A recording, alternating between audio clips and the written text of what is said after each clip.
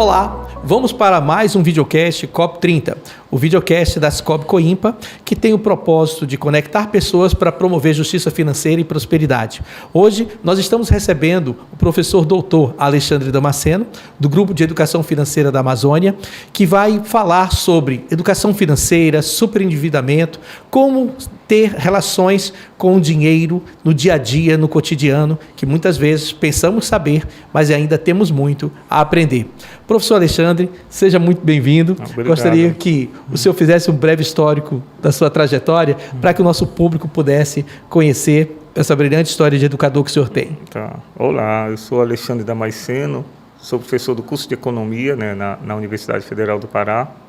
Não sou economista, sou professor de matemática no curso de economia, E lá, quando eu cheguei no curso, foi em 2013, na transição 2013-14, eu e o professor Gilberto, com a professora Celina, nós criamos para 2014 um projeto de extensão que era um grupo de educação financeira da Amazônia, o GEFAM, que hoje eu estou na coordenação, São 11 anos de trajetória dentro desse trabalho, e a gente vai aprendendo muito, A gente vai entendendo um pouquinho o que é educação financeira, e a gente percebeu que a educação financeira é muito na prática, E ela trabalha muito com a questão do comportamento financeiro, como é que a gente trabalha o nosso comportamento em relação ao consumo, em relação ao dinheiro, em relação à nossa dívida, em relação ao nosso ganho. Então, o comportamento, ele é trabalhado, ele é estudado pela educação financeira como uma proposta fundamental nesse processo, sabe? E a prática nos testa todo o tempo. Uhum. E, professor, existe, às vezes, algumas pessoas que entendem que a educação financeira é só você não gastar, Ou então você não gasta, ou então você guarda o seu dinheiro, ou então... existe muito mito. As pessoas acham que se sentem financeiramente educadas. Isso, na prática, dá para identificar quando vai para a sala de aula, ou até mesmo na atividade educacional que o senhor desenvolve. É possível ver mudanças significativas no comportamento, as pessoas chegarem e reconhecerem que precisam aprender sobre isso? É um tema que a população precisa se dedicar mais? Na verdade, a gente trabalha com educação financeira desde quando a gente é inserido num processo social, uma instituição familiar, por exemplo. E a gente aprende educação financeira imitando os nossos responsáveis, principalmente os nossos pais, que detém o recurso financeiro familiar. E aí a gente vai aprendendo com o comportamento dos outros. E quando a gente passa a ter um estudo sobre educação financeira, que eu digo estudo no sentido científico, que ele é testado, ele é trabalhado de forma científica, isso ajuda a entender várias nuances dentro desse processo. E aí o que acontece muito? Eu falo da minha geração, da tua geração, nós não tivemos essa educação financeira formal, que a gente chama institucionalizada dentro de uma escola, dentro de um ambiente escolar, um ambiente de ensino. E aí, quando a gente é o que mais é testado nesse aspecto, Eu digo que eu até consegui mudar muito o comportamento financeiro. Na minha prática, Alexandre, agora tu se tornaste rico? Não. Mas eu me tornei a olhar melhor o meu comportamento financeiro. Agora tu te tornaste pão duro, porque educação financeira ou tu te torna rico ou tu te torna pão duro. Pão duro. Também não, eu comecei a avaliar melhor os meus gastos, as minhas despesas. Na verdade, contribui muito para eu poder fazer essa análise. E quando a gente fala de comportamento não é fácil de trabalhar. Porque tu imagina, tu foste criado naquela relação com o dinheiro e tentar mudar isso não é fácil, Eu sempre conto uma história que a memória afetiva ela é danada, Aí, quando a gente não tinha dinheiro quando criança, aí quando a gente pode comprar, a gente às vezes exagera e compra desnecessariamente, A memória afetiva ela faz essa busca, Por isso que a psicologia econômica também faz esse estudo. E aí, por exemplo, a gente vai avaliando que agora parece que se tornou moda a educação financeira, Isso. Todo mundo sabe ensinar, todo mundo sabe, mas tu tem que ter cuidado nessa moda. Por quê? Porque tem pessoas que caem na moda e falam até as besteiras, como eu vi no YouTube, o cara dizer que ele tem que economizar R$300 todo mês. Se tu for ver a grande maioria da família do Brasil, não consegue. R$300 é até muito dinheiro para muita gente. Eu fui ministrar uma palestra uma vez no município aqui do interior do Pará, e aí eu preparei para um salário mínimo, né, a palestra, quando no meio da palestra pararam, professor, fale da nossa realidade. Aí eu fui perguntar qual era a realidade, era R$148 mensal. Então, tu imagina, né, R$148 mensais para uma família que 99, aí eu perguntei, como é que tu faz essa divisão? R$90 é de aluguel, R$10 é dever numa taberna, 15. Então, quando a pessoa fala isso, é sinal que nem conhece a nossa realidade e fica falando besteira, né? E tem gente que acredita. O pior é isso. Então, o cuidado quando a gente for pegar informação e tem que ver qual é o olhar que tu tem, né? Lógico que tem uma educação financeira, por exemplo, o investimento. Mas antes de investir, tu tem que ter dinheiro. Isso. E antes de ter dinheiro, tu tem que poupar. Isso. Então, não tem jeito, tem que trabalhar todas essas nuances, todo esse cuidado, né? Então, aquela velha máxima, né? Receita e despesa, né? Quanto eu ganho e quanto eu gasto. E aí, quando tu ganha mais, quando tu sobra o dinheiro, né? Sinal que tu és superavitário, né? Significa que tu conseguiste poupar. Quando tu está no neutro e deficitário, né? Quando não sobra dinheiro e quando tu fica devendo, que é a grande maioria da população, o salário não dá, e as pessoas entram numa seara de crédito consignado, quando agora o governo permitiu, né, tirar pelo FGTS, mas o servidor público também, parece que se não tiver consignado, ele é Nutella, né? Então, aí a gente fazendo os estudos, a gente acompanhando, a gente percebe quanto o servidor público tem consignado, né? E não é só um consignado, tem 2, 3, 4 consignados. Isso acaba gerando um problema. E está muito ligado, como você falou, é interessante, está muito ligado a comportamento, né? Educação trabalha o comportamento. Às vezes, quando se fala de educação financeira, se pode pensar que é uma lógica de matemática no sentido restrito da palavra, né? de soma de débito e crédito. Quando, na realidade, o que se trabalha são comportamentos. Por exemplo, é aquela população que, mesmo carente, às vezes faz um investimento alto numa compra de uma televisão, né? Às vezes em um celular que acaba pagando uma taxa de juros muito grande, que vai consumindo aquela pouca receita que tem. Hoje, o trabalho, o que é que o senhor acha da educação financeira? Ele precisa ser trabalhado em todas as instâncias, ou especificamente no início do ensino fundamental, do infantil? O senhor acha que a educação financeira deveria ser uma disciplina em todos os níveis da formação humana? Eu digo assim que a educação financeira, a gente teve esse déficit, né? A nossa geração teve esse déficit. Então, tem que pagar esse déficit. Tem que pagar. Então, não tem classe, não tem grupo. Tem que ser para todo mundo, tem que ser para toda a sociedade, né? Por quê? Porque até a gente olha a nossa economia, por exemplo, a importância da educação financeira, né? Conseguires entender até uma linguagem financeira, o economês, né? Que a gente diz, né? Então, quando fala, taxa Selic, né? Aí, o que é a taxa Selic? O que isso influencia na minha vida? O que está ligado, por exemplo, no meu consumo? Então, quando aumenta a taxa Selic, diminui o consumo, né? A perspectiva é controlar o consumo, né? Para diminuir a inflação. Então, quando tu tem essa ideia, tu já sabe que quando a taxa Selic está alta, tu não vais comprar, né? Entendi. Então, por exemplo, imagina isso daí para todas as classes, né? E tu imagina a criança já tendo esse olhar, imagina o nosso jovem já tendo essa situação. E a educação financeira ainda fala da questão do consumo, né? Consumo, consumismo e consumerismo, né? Quando a gente olha, por exemplo, quando a gente fala da COP30, né?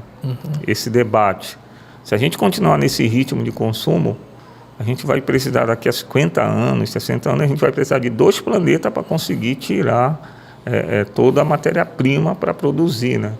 Fora a quantidade de roupa, plástico, de coisas que a gente não sabe mais onde colocar, né?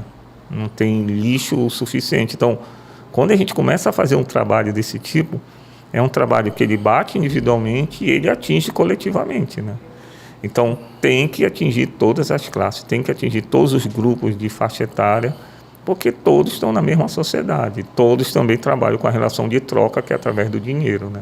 Entendi. Então, assim, às vezes existe uma ilusão de que a classe mais abastada tem educação financeira, como diz o rico, né? Entre o rico e o pobre. O rico sabe guardar, o pobre não sabe. E, na realidade, não é bem assim. Né? Então, assim, a educação...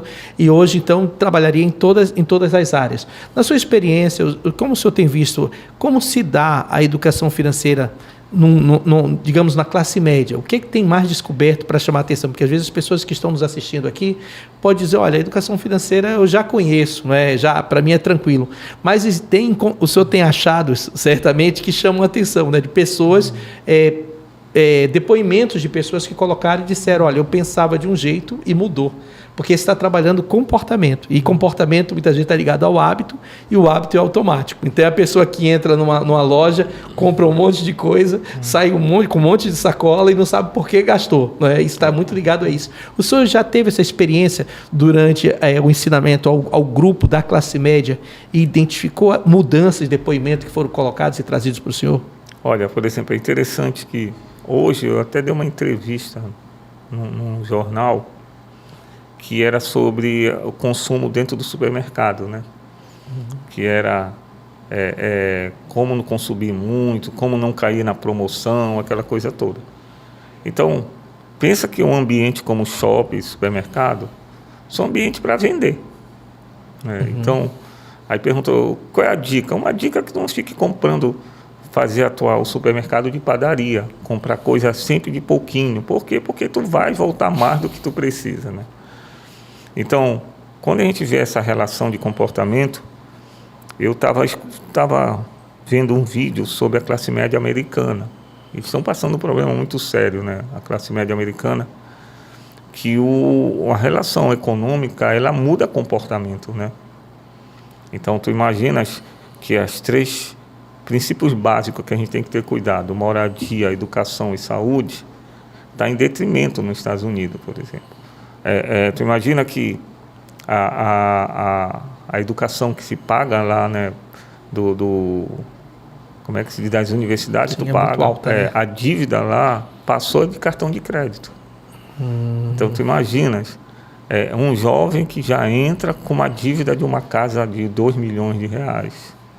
Né? Tu imagina, um jovem já entrou endividado no mercado de trabalho. E isso nem é garantia ter mercado de trabalho. Ainda tem isso. Ainda tem isso, né? E tu imagina uma saúde lá que... eu tenho uma amiga que estava lá, que ela estava no supermercado, por exemplo, ela via as pessoas pegavam óculos, estava um monte de óculos lá, ela testava e comprava. Aí ela perguntou para o amigo o que era aquilo. As pessoas não têm direito à saúde, por exemplo, um oftalmologista, tu fica testando para ter o grau certo para te comprar o óculos. Então, é uma relação que, por exemplo, se a nossa classe média não tivesse cuidado, né, a gente tem um bombardeamento de propaganda que nos fazem comprar coisa desnecessária, né? E aí tem uma relação também, né, alguns estudos apontam da relação de carência emocional com a questão de comprar, né?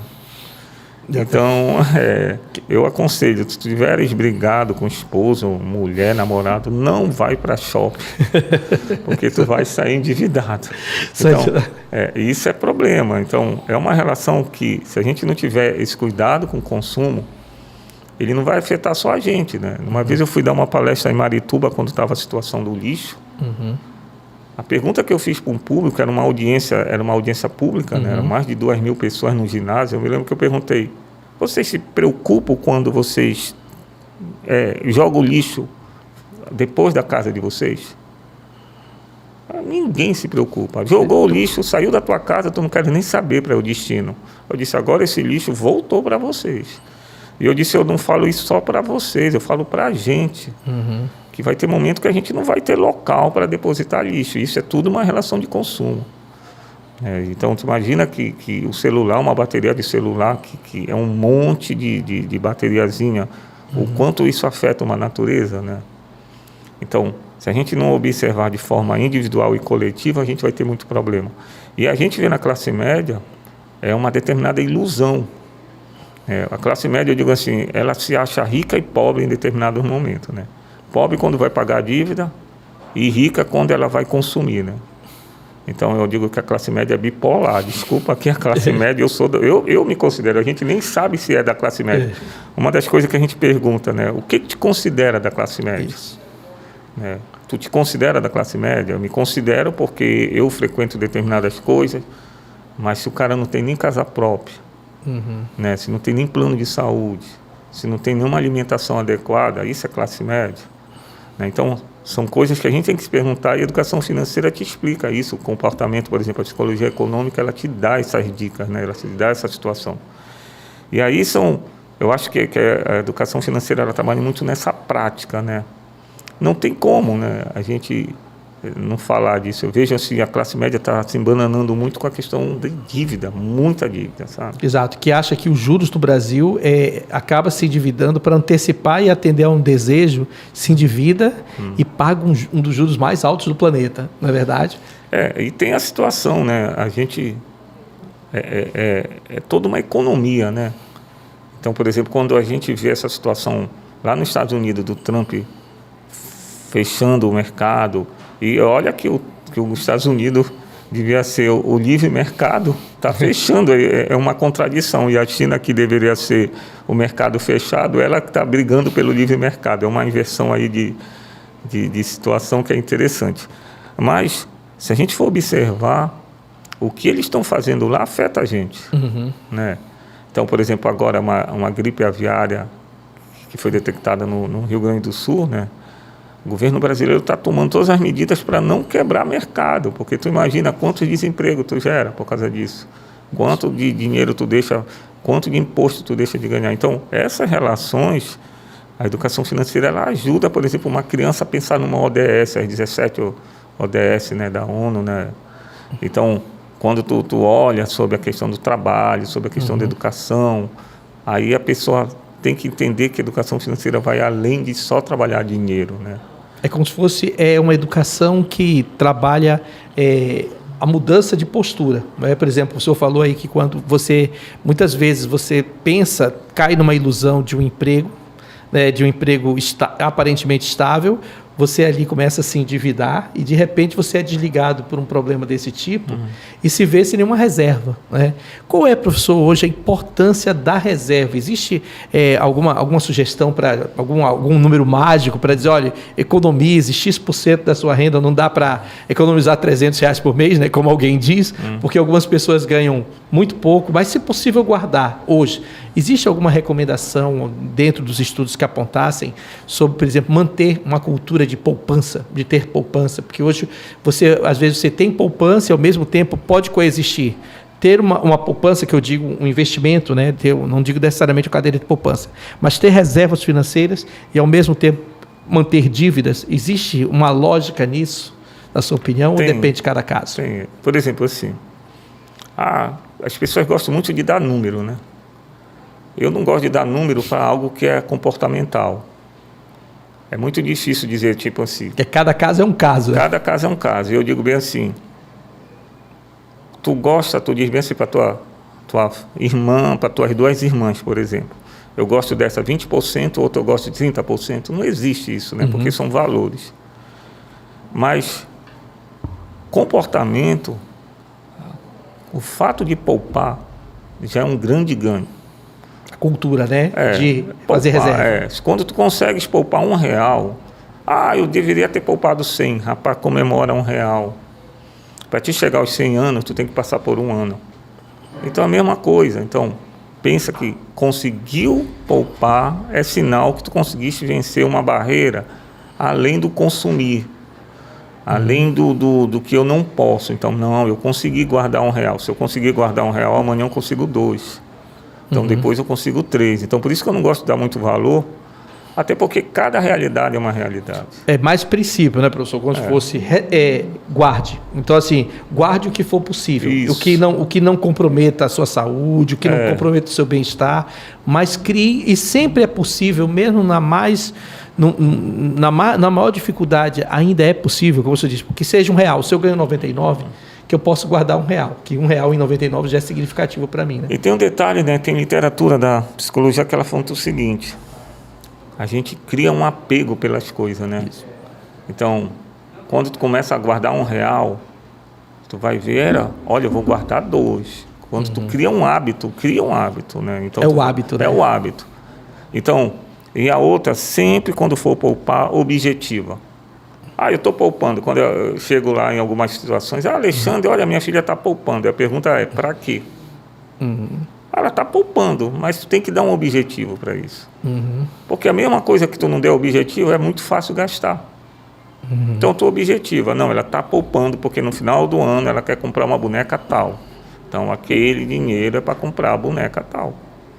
Porque ela vai saber, se ela tirar dali, ela não vai.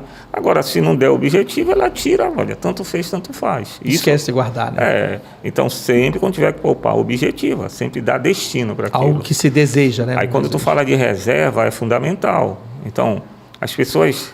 É comum, né, quando a gente dá palestra, as pessoas falarem, professor, eu estou no 0 a 0. Isso é perigoso, não é bom. Porque pensa, tu tá num muro, se o vento soprar para o lado ruim, tu vai cair para o lado ruim, né? Então, sempre imaginar isso. Pensas que 0 a 0 é ruim, mas tá 1 a 0 para mim, foi gol no final, mas ganhou. Tá poupando, entendeu? Não interessa, ganhou. Empatou, mas eu fui campeão. Mas depois tu vai ver o teu campeão, né? Então, eu até brinco com isso, porque o que acontece? Fundo de reserva, ele é fundamental. Porque tu pode ter um fundo de reserva para quê? Para uma viagem, para comprar um celular. Eu não sou contra que compre. Desde que tu tenha noção para que vai te servir aquilo. Para te, por exemplo, dar um presente, sabe? Então, é fundamental. Agora, fundo de emergência é essencial. Olha a diferença. Reserva é fundamental, emergência é essencial. Ou seja, que é para aquele problema, né? Para problemas. Entendeu? Tu tem que ter um fundo de emergência para problemas. Gente, a gente não tem controle de todas as variáveis da nossa vida. Como é o caso de uma demissão, um acidente. E a demissão, quando tu fala demissão, a literatura geralmente coloca que tu tem que ter 6 meses de fundo do teu salário. Então, por exemplo, tu como ganha 200 mil reais, estou brincando. Tu ia ter que ter 1 milhão. Tu tinha que ter 1 milhão e 200, né? Então, por exemplo, quem tem um salário mínimo, multiplica por 6. É verdade. Então, essa é uma literatura por quê? Porque é o que tu tem aí como uma reserva de emergência para segurar as pontas, né? E eu sempre falo assim, não deixa o problema chegar, antecipa o problema, né? É um provérbio chinês que ele fala muito dessa relação da emergência, né? Por quê? Porque ele diz assim, não espera a coisa acontecer, sabe? Antecipa a coisa, né? Então, se tu conseguires ter esse processo, e as pessoas não são preparadas para isso. Não, parece que não acontece, ninguém adoece. Não. Eu tinha um colega, professor, que dizia o seguinte, que ele não guardava dinheiro, porque ele dizia que pobre, quando guardava dinheiro, adoecia. Aí eu dizia, mas é exatamente por isso que tinha que guardar, né? Porque se você vai adoecer, é pior ficar sem o dinheiro, né? Mas tu falaste uma coisa interessante, é lógico, só se ele deixar de comer para economizar. Aí ele adoece, aí né? Adoece. Eu estou dizendo, a Vera Rita, né? Ela é uma... a principal autora no Brasil sobre a psicologia econômica. Ela diz assim, quem dera se a gente tiver... A educação financeira, ela trabalha muito com o teu bem-estar financeiro. Isso. E o fundamental do bem-estar financeiro é ter a longo prazo. É pensar visão de futuro. Não, é longo prazo. Então, se tu tem um bem-estar financeiro, gente, mudança gera estresse. Exatamente. Qualquer tipo de mudança, até para viajar gera estresse. Eu vou viajar para passear, mas tu vai te estressar. Tu vai ter que arrumar as coisas, cuidado com a bagagem, essa coisa toda. Mas mudança gera estresse. Imagina sem dinheiro. Como o caboclo fala, Então, a ideia é o seguinte, tu tem que observar ali aquele tempo. Isso. Quanto mais tempo tu tem uma normalidade, é melhor para a tua vida. Para manter, né? Manter. E dentro dessa normalidade, tu tem um controle. Quanto mais fácil tu ter a normalidade, tu imagina uma vida que a pessoa não sabe se tem que comer aí amanhã. Isso. Uma vez conversando com o Flanelinho, eu perguntei para ele quanto que ele tinha que guardar para ter na vida dele, né? Ele vive no dia a dia dele. Tu imaginas? É R$40 por dia a dia dele, para ele comer. Ele não come o almoço dele, aquele lanche de suco de saco, né? E aquela unha que para te achar a galinha lá no finalzinho, que é só massa. E aí ele chega na casa dele para tomar o açaí, né? Que é o almoço-janta dele. E isso é todo dia uma batalha, né? Aí eu disse, e aí quando tu adoece? Aí ele disse, é Deus que me protege. Então a gente não pode contar com acaso, né? Eu sei que a gente acredita em Deus e tudo, mas Deus tem tanta gente para se preocupar, né? Aí quando tu vais pedir, agora que tu vais pedir. Então tem que ter esse cuidado, manter uma estabilidade. E manter estabilidade não é fácil. E manter estabilidade sem dinheiro é mais complicado ainda. Mas sempre, por exemplo, quando a gente faz atendimento, as pessoas dizem, a minha vida acabou. Eu disse, não. A tua vida está aí, acabou o teu dinheiro, o dinheiro faz parte da tua vida, então bora recomeçar essa estrutura. Então a gente só não tem jeito para a morte, né? Eu digo assim que o ponto principal da educação financeira é quando a gente começa sobre o sonho, sabe? A partir daí que eu digo que é o pontapé inicial. As pessoas, elas querem ter coisas que ela nem sabe por que ela está querendo ter coisa. O que tu queres na tua vida? Quando a pessoa não sabe o que quer da vida, como é que a gente vai dizer o que ela tem que economizar? Ela tem que primeiro saber o que ela quer da vida dela. E é algo muito filosófico, né? Eu fui entender a educação financeira que a parte principal é a parte inicial do sonho. Né? Aquela do gatinho lá com a Alice, né? Que ela pergunta, qual é o caminho que eu quero ir, que eu devo seguir? Aí ele pergunta, mas para onde tu queres ir? Eu não sei. Então qualquer um serve, né? Então a grande maioria das pessoas não sabe para onde ela quer da vida dela, não quer ir, né? As pessoas ainda não têm, professor, muitas vezes as pessoas, e por conta disso, elas acabam vivendo o momento. E acabam sem pensar no dia de amanhã, é a falta de planejamento. Então a educação financeira, ela é muito mais do que simplesmente uma soma de receita e de despesa. Pelo contrário, muito mais do que isso. É um momento de parar e de refletir e dizer o que eu estou fazendo da minha vida. E aí não é tão simples, porque tem que mudar comportamento, não é verdade? Tem que mudar tudo, a tua filosofia de vida. Exatamente. Então, as pessoas procuram religião. Desculpa, eu não estou falando mal de religião, eu não estou dizendo que é problema, pelo contrário, a religião é importante. Mas as pessoas procuram a religião porque elas não sabem nem para onde ela quer ir. Né? Então, procura saber onde tu queres ir, o que tu queres chegar, o que tu queres adquirir, aonde tu vais. Tem gente que tem uma vida simples e vive muito bem com a vida simples. Exato. Tem gente que quer viver rica de forma e não vive tão bem, mas está lá, é o que ele quer. Desde que tu não atropele o outro, desde que tu não faça mal para o outro, né? Cada um tem que chegar à sua vida. Mas o que tem que saber? Aonde eu quero chegar. Então, se eu quero conquistar isso, vai lá e conquista, né? Mas coloca metas, né? Por exemplo, tem metas que a gente pensa a curto, médio e longo prazo. Então, pensa nisso. Curto prazo, a gente tem um monte de coisa para conquistar a curto prazo. A médio prazo já vai diminuindo, a longo prazo diminui ainda mais. Então, agora eu estou numa seara que eu quero ter uma aposentadoria boa. Mas se eu for pensar perto da minha aposentadoria, eu não vou ter uma aposentadoria boa. Eu tenho que pensar desde agora. Eu ainda tenho que penar muito, mas penar que eu digo entre aspas, né? O sacrifício, né? O trabalho santo. O sacrifício significa sacro, de santo e ofício de trabalho. Então, o sacrifício é um trabalho santo. Faz um sacrifício. Agora, tu não deixa também de viver, né? Porque o presente é um presente, né? Vive a tua realidade, sabe? E transforma a tua realidade para melhor. Tem gente que transforma a sua realidade para pior. E ela tem que ter muito cuidado que, por exemplo, o Instagram e coisas da vida lá, ela coloca com que a gente só viva o hoje. Não, vive o hoje bem, mas procura deixar o bem também para amanhã, né? Pensar, saber que tem no amanhã. Para quem está nos assistindo, pelo menos uma das coisas que não é fácil mudar com o seu comportamento. Assim, requer, e até porque as pessoas dizem, eu ainda não sei o que eu quero da vida. Talvez algumas pessoas estejam com mais de 40 anos nos assistindo aqui dizendo, pois é, o problema é que eu ainda não achei o que eu quero da vida. Para essas pessoas que estão, pelo menos, uma ação imediata que seria interessante, seria imediatamente pensar numa reserva de emergência. Dizer assim, eu não quero ser tomado de surpresa.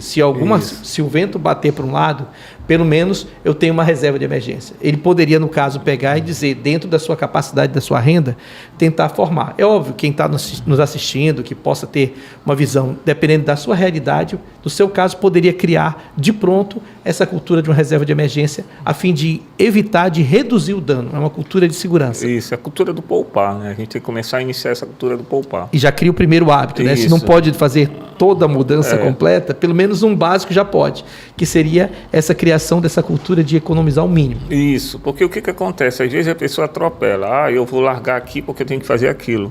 Isso. Não larga aqui, observa aqui, pensa que tu pode reajustar aqui para ir para o outro. Então, por exemplo, eu sempre, com a minha esposa, a gente pensa muito quando a gente vai adquirir as coisas, o que essa coisa vai impactar para a gente. Exato. Quando a gente for adquirir um carro, né, o que isso vai afetar na nossa vida. E quando a gente tem família, a gente tem que pensar no coletivo, né? Isso. E pensar no coletivo e gerar um diálogo no coletivo. Porque não adianta eu pensar e não pensar, No nem futuro. falar para ti. Não, eu não falo para o filho, eu não falo, eu não dou consciência para os outros que estão lá. Eu faço e digo, olha, gente, eu decidi. Não, vamos decidir junto, porque às vezes a tua decisão impacta todo mundo. Então, essa relação é comum acontecer, né? Aquele que provém, ele não tem muito diálogo, porque isso não foi cultura nossa também, não foi uma cultura de a gente conversar sobre recurso financeiro.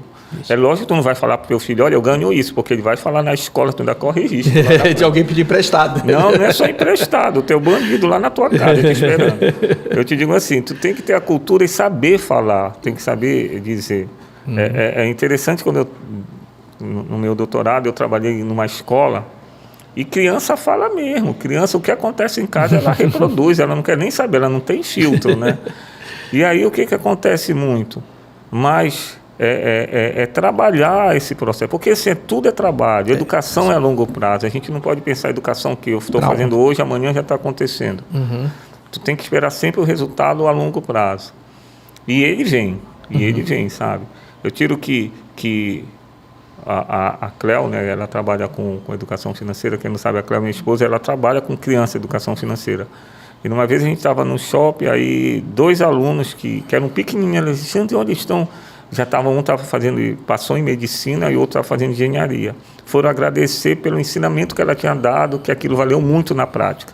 Então eu vi, ela dizendo, olha, eu me lembro, eles eram do 6º ano, pequenininho, né? Olha lá os rapazes tão grande e bonito. Eu disse, te acalma do bonito. É brincadeira. Mas aí ela falou, olha o quanto retorno. Então, observa que a educação financeira acontece e vai assimilando. Agora, uma coisa que também está acontecendo, que os pais acham que a escola passou a ser prioridade, é responsável por tudo do filho. Não, isso. Pai é pai, mãe é mãe, escola é escola, entendeu? Então o pai precisa também participar dessa educação. Muito, ele tem que entender. Uma vez nós fomos participar de um evento numa escola que, paralelamente, a gente estava trabalhando com as crianças, educação financeira, e eu estava trabalhando junto com uma equipe com os pais, para mostrar, porque assim, existe choque, né? A criança dizia, olha, porque a criança ela é taxativa. Ela diz, não faz isso porque minha professora, porque professora é lei, né? Não faz isso porque a minha professora disse que está errado. Não. Se o pai e a mãe não estiver alertado, não estiver sabendo o que está acontecendo... Se não for conjunto, né? Não for conjunto, e aí a gente sempre diz, né? Aí pergunta, é problema levar filho para o supermercado? Não. É oportunidade. É oportunidade. Ensina o teu filho desde a fazer a lista de compra, e embora me ajuda aí a procurar o produto, ajuda a procurar o mais barato. Então, se ele perceber, ele está contribuindo.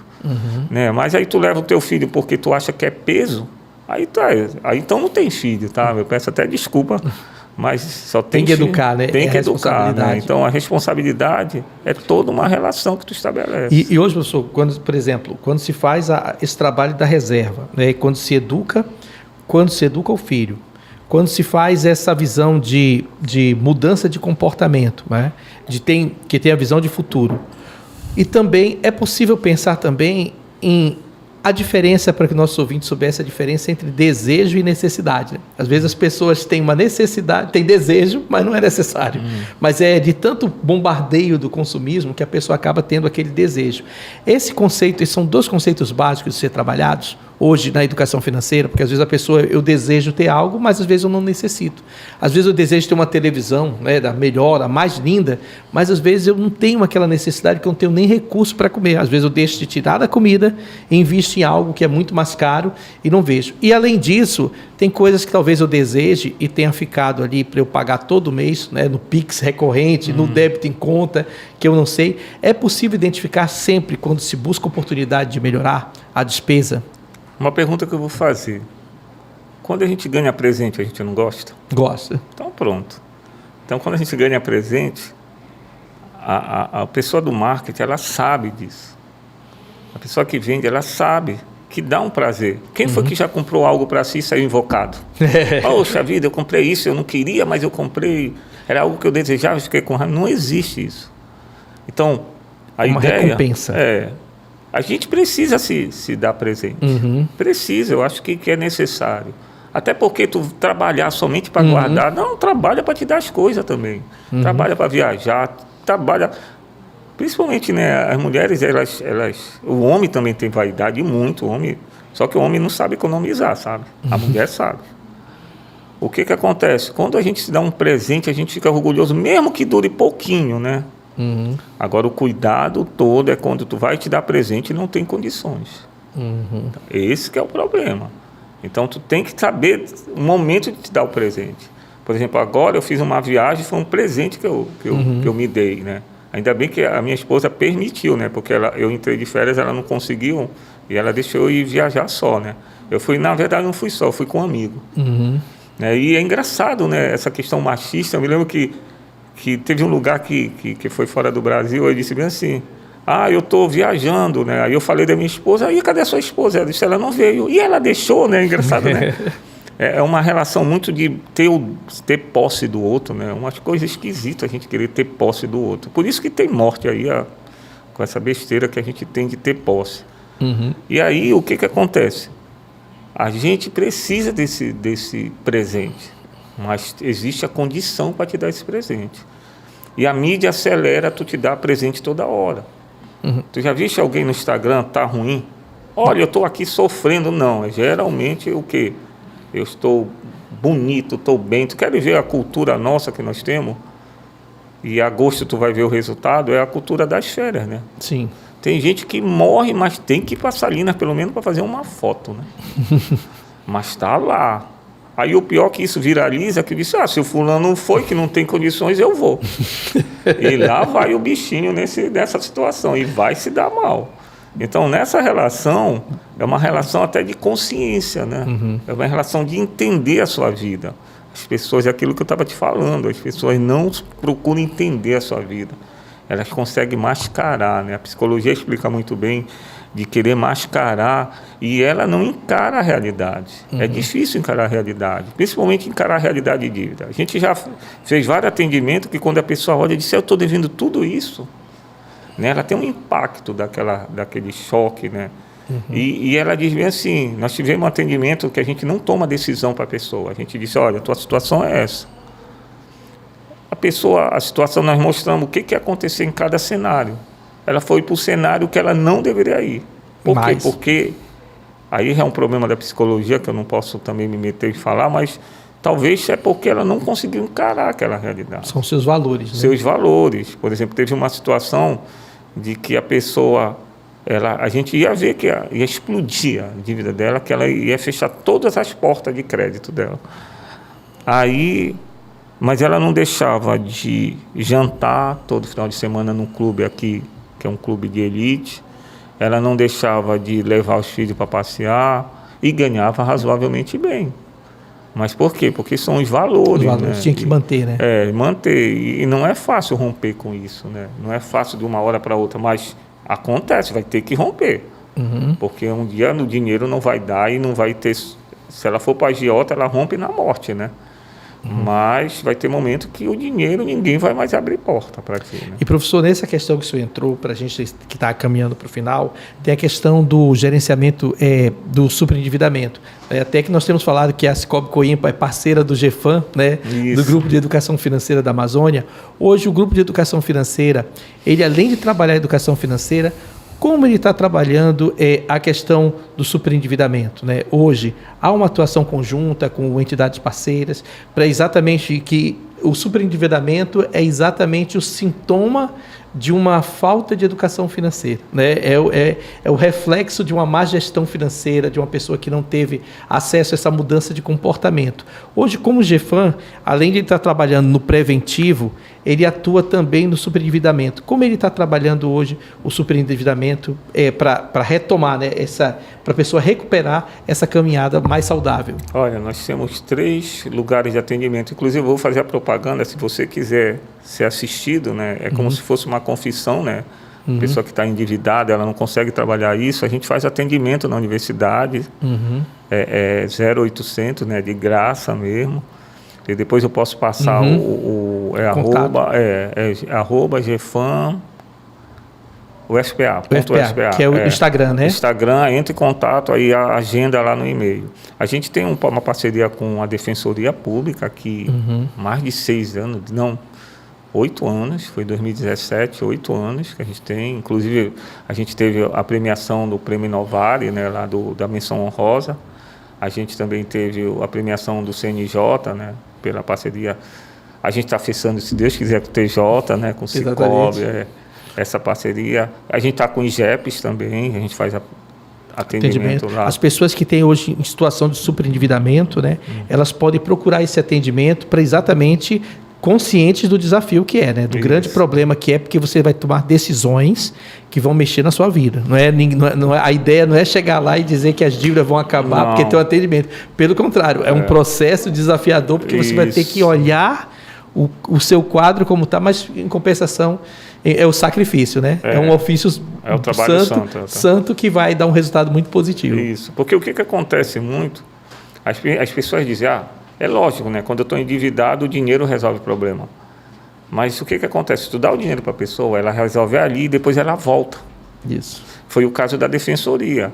A Defensoria estava enxugando o gelo. E quando a gente começou a fazer um trabalho de educação financeira, que é justamente gerar essa consciência, e a lei, né, agora a lei te ajuda, e ela fala 5 vezes, né, a lei da Cláudia Marques, né, sobre superendividamento, ela fala de 5 vezes da educação financeira, que é aquela questão de repactuar, né, a sua dívida. É como se a pessoa, né, a pessoa física, né, gerasse falência e ela fosse repactuar essa falência, né, que acontece no jurídico isso. E aí, e lá pede esse auxílio da educação financeira. Aí o que acontece muito, as pessoas acharem, ela necessita logo de imediato desse suporte, né? E a gente passa a dar uma consciência para ela. É muito interessante porque no atendimento é como se ela estivesse devendo para a gente aquele suporte de dizer, olha, segue isso, faz isso, e a gente cobra isso daí, né? Tem que ter um compromisso. O compromisso, mas a gente também tem que gerar a autonomia da pessoa. Para que ela possa sair por si mesma. Possa sair, senão não vai adiantar a gente estar lá. Então, a proposta, né, da gente fazer esse trabalho de superendividamento é algo que está acontecendo muito, né? A gente já falou aqui do sentido do consignado, da fintech. Da fintech, e aí, por exemplo, quando o dinheiro está muito disponível para a gente tem que ter cuidado. Isso. Porque o que acontece? Às vezes, antigamente era mais difícil a gente conseguir dinheiro, né? Para te conseguir um empréstimo era uma luta, hoje não. Aplicativo de transporte, de alimentação, já oferece crédito. Isso, aí já tudo te oferece crédito. Só que esse crédito, esse dinheiro não é teu. Se não é teu, tu vai ter que dar conta, né? Tu vai ter que pagar. Às vezes a pessoa usa para pagar o outro e vira uma bola de neve. Vira bola de neve. Eu sempre digo, não deixa tu girares na neve. Porque girou na neve e ladeira abaixo só vai aumentar. E, professor, hoje então quem está nos acompanhando, se está no superendividamento, pode fazer esse contato com @GFAM-UFPA, né, no Instagram. Esse contato, ele dá um direcionamento, né, que a pessoa, dependendo da situação que ela se encontra, né, e também a nossa expectativa é que não demore muito também, a Scope Coimpa já possa atuar em conjunto aí, fortalecer essa atuação junto ao UFPA. Estamos chegando perto do caminho, mas nós já queremos deixar aqui essa reflexão e também perguntar para o senhor qual é a perspectiva, né? Como é que o senhor está vendo a educação financeira no Estado? Estamos evoluindo, estamos bem ou ainda temos muito a avançar? E se temos a avançar, o senhor acredita que o cenário hoje está mais otimista ou está mais pessimista para a educação financeira? Olha, eu sempre digo, porque eu sou muito otimista, sabe? Eu me lembro quando a gente começou, nós tivemos colegas que diziam, Alexandre, ninguém fala disso, tu vai te meter nisso? Há 11 anos atrás. E era algo que o meu colega fala que estava na noosfera, meu orientador, né, do doutorado, ele disse, Alexandre, isso está na noosfera. O que seria isso? Quando se ventila na ordem superior, ela vai descer para os mortais, que é uma forma bem básica para a gente entender. Então, quando já se ventilava, por exemplo, a OCDE já falava isso, né, a Organização de Cooperação e Desenvolvimento Econômico, o Brasil fazia parte, em 2010, o Brasil já era uma lei, uma estratégia, apesar de ter virado o fórum. E então nós avançamos muito, né? É lógico, é de gestão para gestão, né? Então tem gestão que prioriza, faz a coisa acelerar, e tem gestão que faz a coisa até parar. Mas eu sempre digo, bem assim, para o que nós estávamos antes e hoje, a gente já avançou bastante. E hoje a sociedade já começa a enxergar a necessidade disso. Já tem demanda, né? Já tem demanda. Então, quando a gente já começa um movimento social da sociedade pedindo, então, mesmo que o gestor não queira, a coisa vai acontecer. E a gente vê que a dívida, o superendividamento, ela está muito grande. Isso. Se a gente não tiver como é que se diz, um trabalho logo, a gente vai ter problema. Por isso que eu parabenizo o Cicobi, né, fazer esse movimento junto com o TJ. Agradeço o Dr. Cássio lá na frente do PAC, né, que é o Programa de Atendimento ao Consumidor Superendividado, com a Fernanda, o pessoal do GEFAN. Nós temos um grupo que é voluntário, sabe? Esses meninos lá que eu digo, chamo de menino, mas são pessoas formadas, são aluno da economia, aluno da administração, da pedagogia, da matemática, são pessoas que se dedicam o seu tempo para ajudar dentro desse processo social. O diretor da faculdade, o professor Leandro, o professor Armando também, que eles dão um apoio muito grande. Então, são pessoas que geram movimento e já compreendem essa relação social que a gente está passando. Se a gente não tiver um olhar, e os gestores, eu acho que falta mais um pouquinho de empenho, né? Ele ainda está na lei, na nossa LDB, né? Na nossa BNCC, ela está ainda como transversal, né? Mas ainda bem que nós temos escola que está além da transversalidade, está curricularmente.